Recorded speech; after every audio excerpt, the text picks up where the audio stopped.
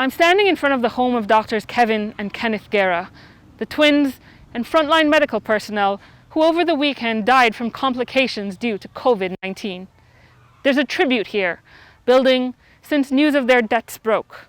Photos, candles, and even a signed football jersey commemorating the lives of the 33-year-old men who are gone far too soon, leaving a void in their hometown and in the communities they served as public health doctors. On Saturday, when the nation learned of the death of 33-year-old Dr. Kevin Guerra, we also learned that Kevin Guerra's twin brother, Dr. Kenneth Guerra, had been intubated and was fighting for his life, and in desperate need of a convalescent plasma treatment from someone who'd already recovered from COVID. And after hours waiting by the phone, there was at least one donation that matched.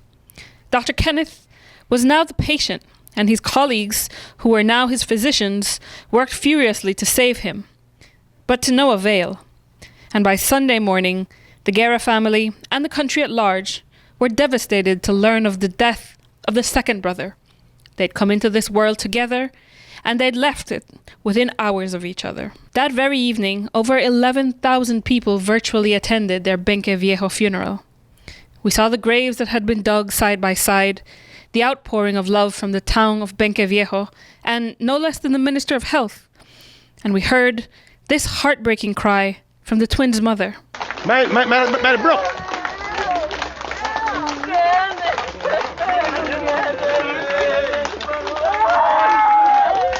As teenagers, they were football stars on the Mopan Tech team and came to be feared and known as Los Cuaches. But Mayor Gerardo Sosa coached the brothers in their primary school basketball games. Actually, won to represent the Cara district at the national level. Went to Corozal, and when we played the tournament, they were 2 starting fives. And actually, we won the national championship. I guess that is the only basketball championship that Mount Carmel has. We used to call them Cuaches because they were twins. But it was the brothers' love of football that brought them Shamir Pacheco's friendship. Football players, it's a family. But these guys were more than family because they were always there. They were always playing. They were always laughing. They were always doing anything, like rough things, rude things. You had one that was more rude than the next one, So one was always telling him, hey, Kenneth, keep cool, man, keep cool. Efrain Nicholson was Kenneth Guerra's colleague, and he also played with him on a hospital football team. But he had a chance to meet Kevin as well, and this afternoon, he reminisced about the brothers. He mentioned that he studied to be a radiographer in Guatemala City, just as myself, and then he went ahead and furthered his studies in Cuba to become a general practitioner. Now, going back to Dr. Kenneth, he had this dream of becoming an orthopedic. He shared that with me.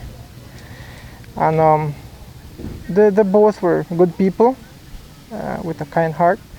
It's one thing I can say, and always willing to help. And how I would describe Dr. Kenneth would be like he possessed this kind of energy that would ionize.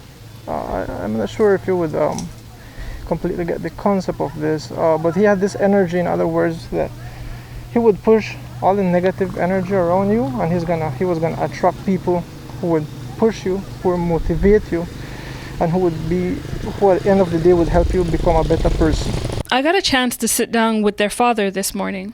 He declined to give an interview, but he told me that his twins had always been inseparable, and that if one of them had a fever in the morning, the other got it by afternoon. If one got a cut over his left eye, the other would have a cut to the right eye by morning. The death of his sons, men, he says, were at the height of their productivity, has destroyed him. But he's also grateful, and in the same mouthful with which he told me he couldn't speak, he asked, full of sincerity, that on his behalf I thank the nation, thank them for the tributes, for the bright lights and blaring sounds of the motorcades, and for the silence that followed, all marks of respect for the sons he's been made to sacrifice for the public good. Cherise Halsall, 7 News.